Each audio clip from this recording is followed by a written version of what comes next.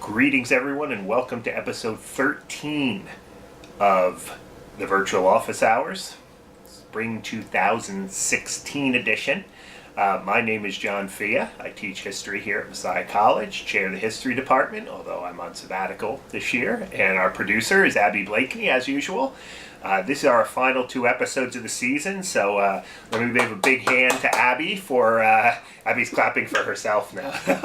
Big hand to Abby for doing a great job as the producer this year. She'll be back in the fall for our fall 2016 season, which I don't know what that's going to be about yet, so stay tuned.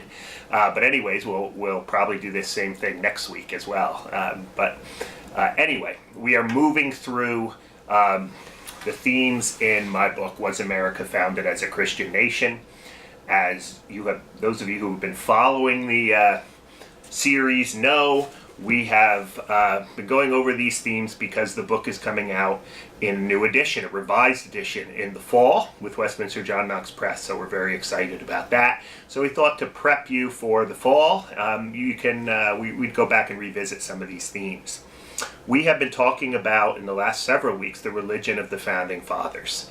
Go back and look at some of those. We've talked about Franklin, we've talked about Washington, we've talked about Adams, we've done some general episodes on the Founding Fathers. Today, you notice I only have one Founding Father with me, and it's Thomas Jefferson, because we're going to be talking a little bit about him. So Jefferson, we're titling this episode, Thomas Jefferson, Follower of Jesus. Now, that's a loaded phrase, follower of Jesus. What exactly does it mean for Thomas Jefferson to be a follower of Jesus?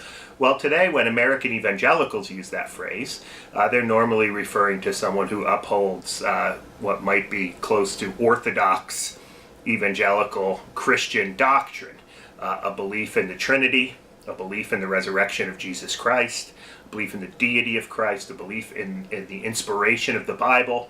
Jefferson believed none of these things. Yet, through most of his life, he was fascinated with the moral teachings of Jesus, particularly those teachings of Jesus in the Sermon on the Mount, but he was fascinated with all of the Gospels. As a result, as some of you know, Thomas Jefferson actually created his own Bible. Today we know it as the Jefferson Bible. The Life and Teachings of Jesus of Nazareth, I think, was the actual title. And in that Bible, Jefferson basically cut out all the references in the four Gospels, Matthew, Mark, Luke, and John, to miracles or the supernatural. So the Jefferson Bible basically ends with Jesus on the cross, dying, stuck in the tomb, and the stone is rolled in front of the tomb, and that's it. Jefferson was a man of the Enlightenment, he was a man of reason, and did not believe that miracles or the supernatural could be explained rationally. So he cut those things out, but yet he kept the core moral teachings of Jesus. Love your neighbor, do unto others, these kinds of things. And many people who are Christians who interpret this see Jefferson as somewhat of an infidel or a deist of some type, or someone who's making an outright attack on Orthodox Christianity. And in some ways, if you think that, you'd be correct. At the same time, Jefferson was so enamored with the teachings of Jesus that he wanted this condensed version, this cut and paste version of the Bible, so that he could read it as a sort of devotional every night.